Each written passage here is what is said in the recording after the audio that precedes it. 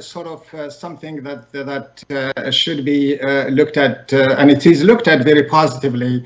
So from that perspective, I think the media has done its role, and the least of which is to present the messages, the programs that each representative has each candidate had, and do it in a fairly manner, in an objective way, while highlighting the importance of these elections as they pertain to the independence of Algeria, to giving the right or an opportunity for the people to express their opinion fairly and without any force that would force them to do that. Right. So, Mr. Hamoud Saleh, Algeria approaches a significant electoral event, and observers have described this election as having regional and international dimensions. Where does the international aspect of the Algerian elections lie? Well, you have to look at it. I mean, we have several elections going on at this point. I think what people are watching, particularly the media, is how the democratic process proceed. Is it fair? And more than anything else, will we see a normal transition of power? How the candidates are responding? This is very, very important. When we look at the American elections or the European elections, there has been so much talk about, currently in the American presidential elections, we have a candidate who has refused to accept the result of the previous presidential elections. And we have him still talking about not respecting the outcome if it doesn't go his way. There is a lot of talk about fraud, about all of that. So when the media, the international media, looks at the Algerian election, it looks at it from the perspective of how the campaign has been orchestrated, how it has been received by the population, how the media reported. And in that case, there was no drama. There is, a normal process with the intent of ensuring that the democratic process will continue. And that's sort of very impressive. There are a number of outlets, media outlets, who reports on the Algerian elections, including in our Arab board, and so far it has been very, very sort of fair, objective, and mainly because there is no drama in these Algerian elections. Right. It's a normal process, and there are no ethical issues are important. Zero incidents reported so far. That is really the thing, and it's very, very important. I mean, in the age where social media play a major role, in the age where we have candidates lying and saying things unacceptable, that we can't even hear them with our relatives next to us. The dialogue, all those campaigns that will happen, it's all over. It's become like sort of very, very difficult to imagine. I always, in my classes previously, I would say, be ethical, be truthful, wins the elections. But when we look at what happened in the United States, what's happening in some European countries, it seems candidates go their way to lie, just to get the vote or to get some kind of exposure in the media, and that we didn't see in Algeria. And it's a credit to the candidates and a credit also to the media that introduced these elections and reported it in ways that honors the Algerians. And sometimes it's boring, but that's the fact of life. Yeah, sometimes it's boring, but that's the fact of life. Now, recently Algeria has resumed its regional role in the area. Could its successful democratic experience, as you've been mentioning, serve as a model to the other countries? I really can't emphasize enough about the threats that the Algerian state faces on a daily basis. If you look at our southern borders, the Sahel, for example, you have military bases. Just the United States has over 10 bases, what we call permanent military bases. You have Niger, for example, just withdraw or just sort of withdraw or did not grant permission to the United States to continue its military bases. You have threats of instability in Syria. You have someone, in Libya, you have someone who is now known for his attacks on Algeria. And then you have our neighbors to the west who is aligned with the Zionism and who aligns also with another Arab country that doesn't seem to understand that Algeria is a very peaceful country. And the expectation is these elections for them could be an opportunity to create some kind of challenges for the Algerian state. But, the leadership of the country, the people of Algeria understood that very well, understood the threat. So the point is that there are serious challenges facing Algeria on its borders, and having this kind of election peacefully and with the kind of preparation that we have seen, you have an independent commission that has lived up to expectation. And I could tell you from experience, they are the most decent people. I sat on several accounts counting the votes, and it's done very peacefully and very accurately with witnesses recognizing the verdict. And we are expected to do the same thing this Saturday here in California at the end of the polls. So those are all realization that the Algerian people have achieved despite the challenges. So really, the bottom line is that our enemies, however when I describe them, must be disappointed at this juncture because of the way these elections are going, and we are expected to see a smooth democratic transition that will solidify the Algerian state institution, democratic institution, and proceed with do the real thing, improving the living conditions of Algerian, particularly in the economic area, enhancing the Algerian presence internationally, which is now seen as a model for its fight, for its stance with the Palestinian cause.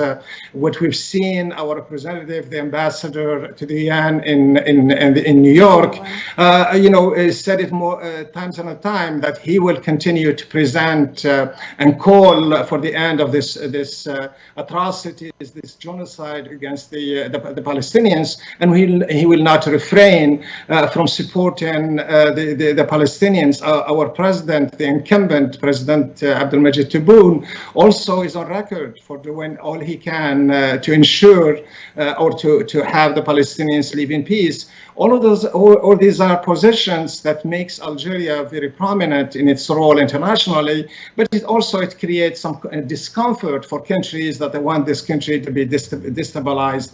And the last point, when we look at the countries, the crisis that we've seen, the civil war that we're seeing in several Arab countries, Algeria has stood firm, and it's been attacked on different perspectives, on different channels. And this is an opportunity that Algerians will showcase their love for democracy, their belief in the Algerian state, and they believe in the path that the Algerian are taking to make life better for Algerians, and to continue working for raising the Algerian voice diplomatically and internationally. Right.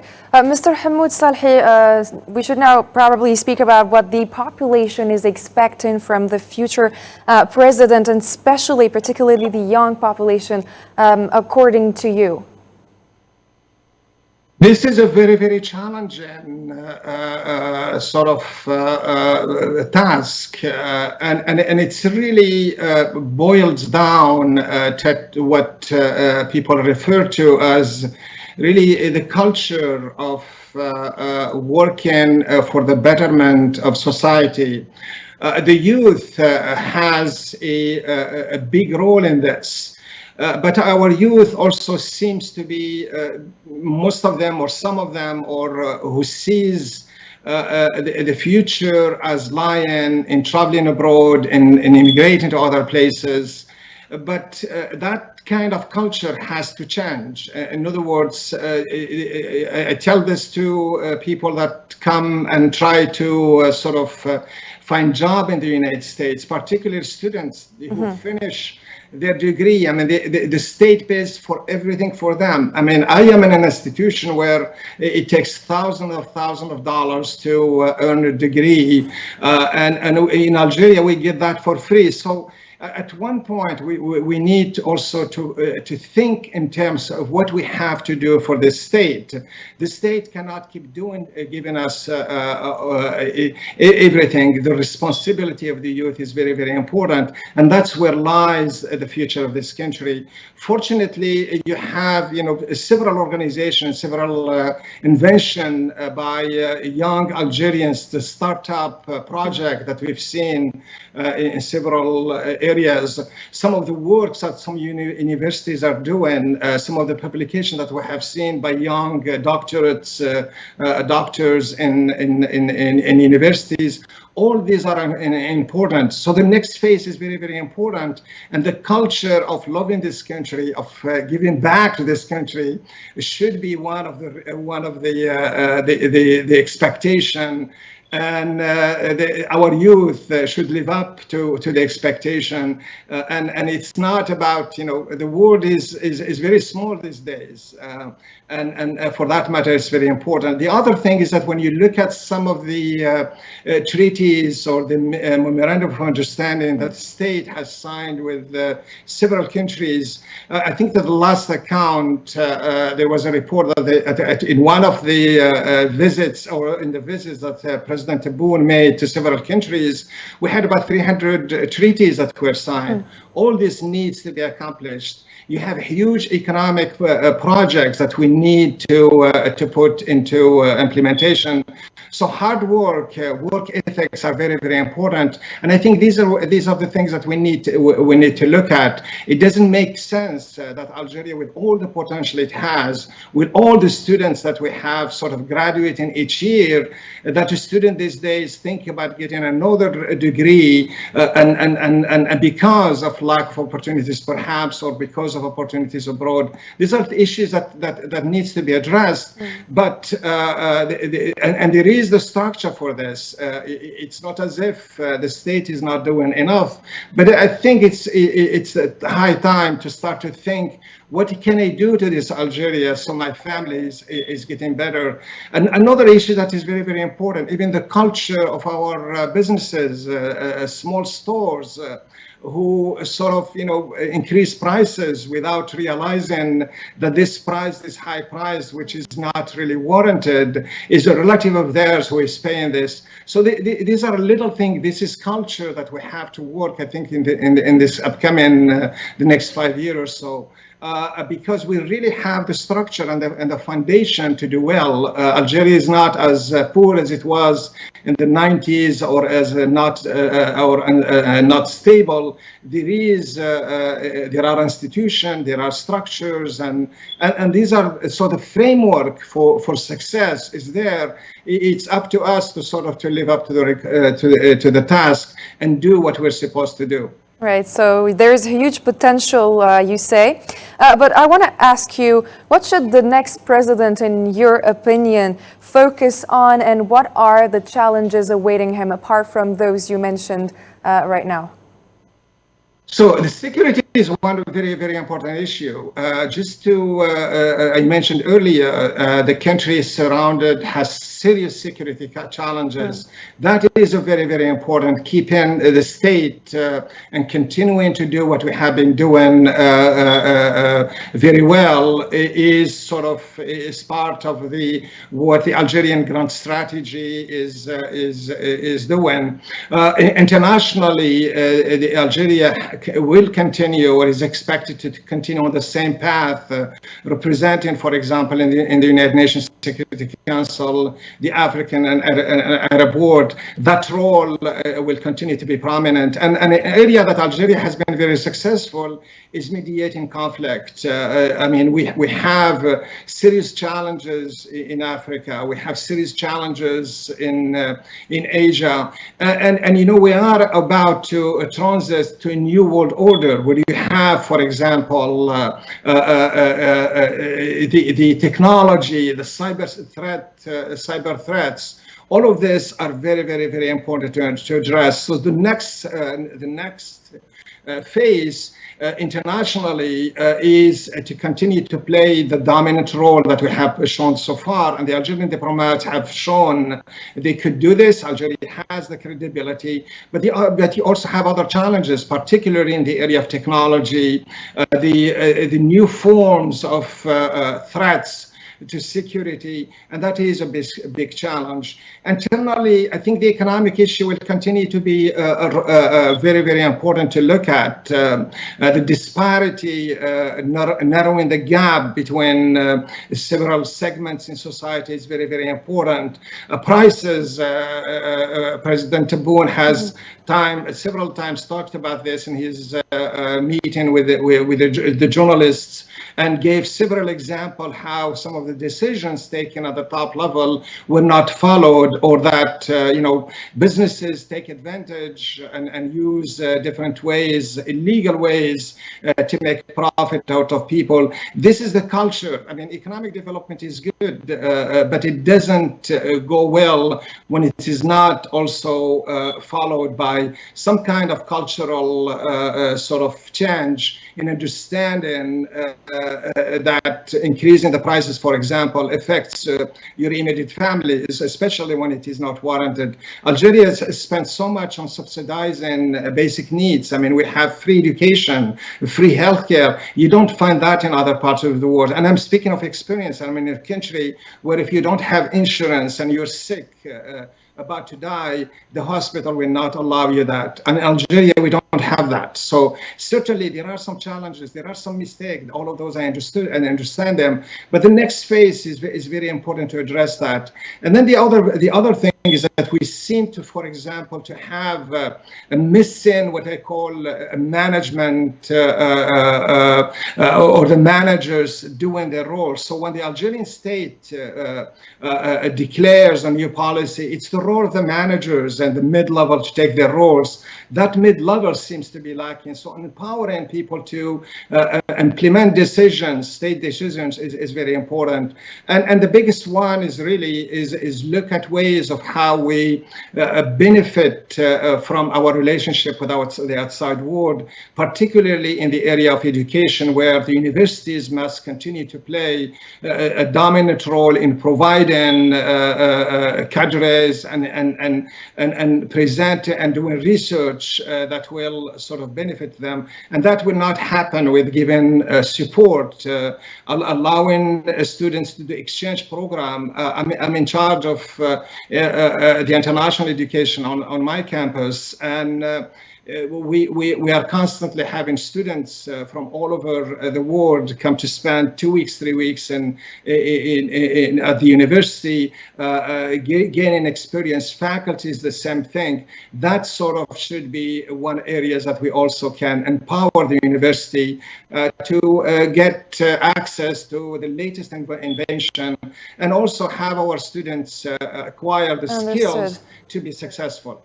Lastly, maybe because we only have a minute left, what message would you like to share with our audience as we approach this pivotal moment in Algeria's political history, Mr. Hamoud? I think this is really historical. We are not just because it's elections, and elections are always have extra meaning, but having a strong turnout, participating in these elections is very important. And the bottom line is that you don't have to vote for the incumbent. What you should look at is take this opportunity to express your choice and to also do your civic duty. Right. Thank you. Exactly. Thank you very much for your insightful contributions, Mr. Hamoud Salhi. You've taken time to speak to us and to bring us these insights. Thank you very much. You're welcome. My pleasure. Thank you. Thank you very much. And thank you, dear viewers and dear audience, for following our live show. Thank you very much, and see you tomorrow for more insights.